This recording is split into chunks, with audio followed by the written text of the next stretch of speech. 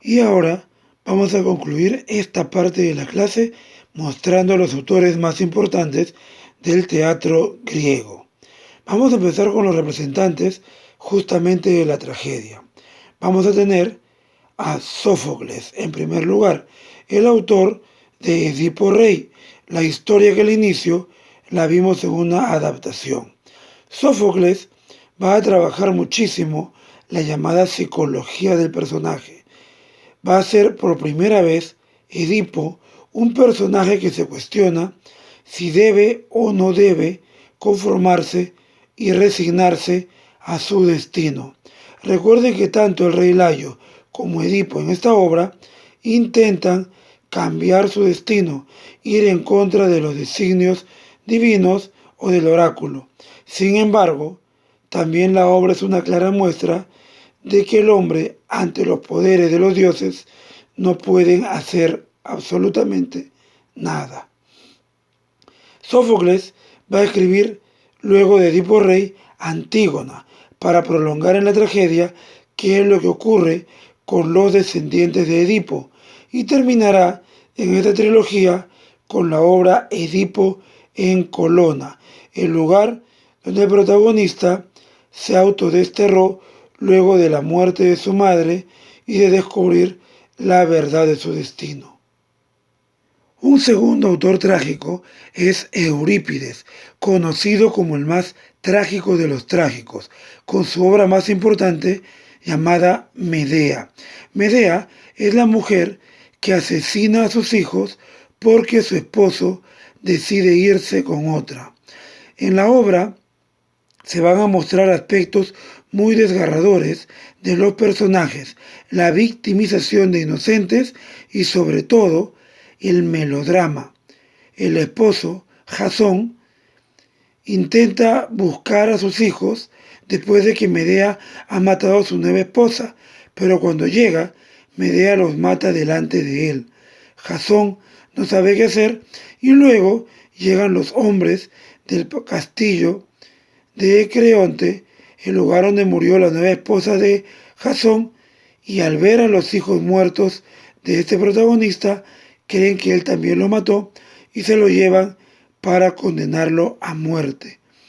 En estas obras, Eurípides quiere mostrar que cuando algo malo le ocurre al ser humano, siempre se desencadenan las más terribles consecuencias.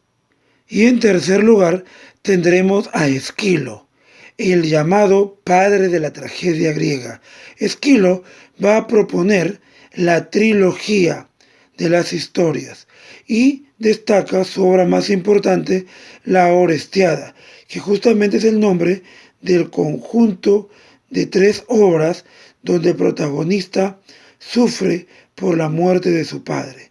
Aquí se va a dar la encrucijada moral. Orestes sabe que su padre, el rey Agamenón, ha sido asesinado por su madre, la esposa de Agamenón, y por su tío, el hermano de Agamenón. Ambos, madre y tío, se habían hecho amantes.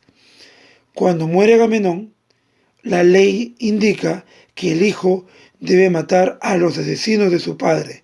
Sin embargo, otra ley indica que un hijo jamás levantará su mano contra su madre. En ambos casos, si cumple una de las leyes, quebrará la otra. Orestes no sabe qué hacer y decide irse muy lejos, pero el tío, Egisto, manda asesinos para que acaben con la vida del príncipe.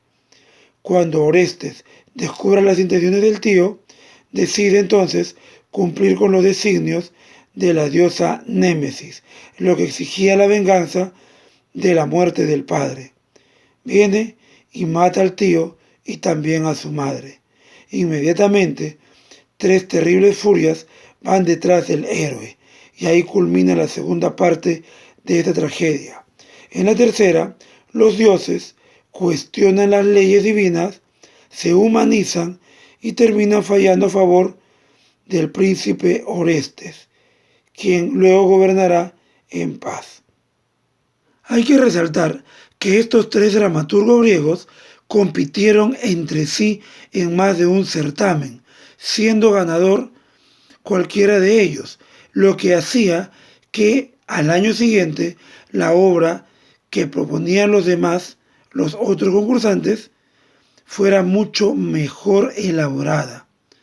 También hay historias que coinciden porque los dramaturgos griegos armaban sus obras de teatro en base a lo que conocían de la historia.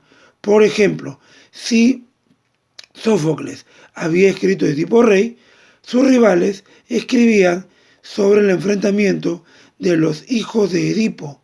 La obra Siete contra Tebas de Esquilo va a mostrar cómo los dos hijos de Edipo se terminan matando entre sí por el poder.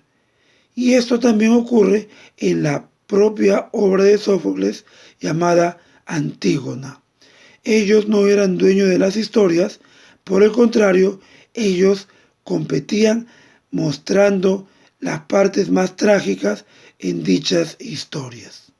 En el caso de la comedia, va a destacar a Aristófanes con la obra Lisístrata. Esta obra, también en comedia, ridiculizando al ser humano, aborda la sexualidad. El hombre es expuesto como un ser que depende sexualmente de la mujer.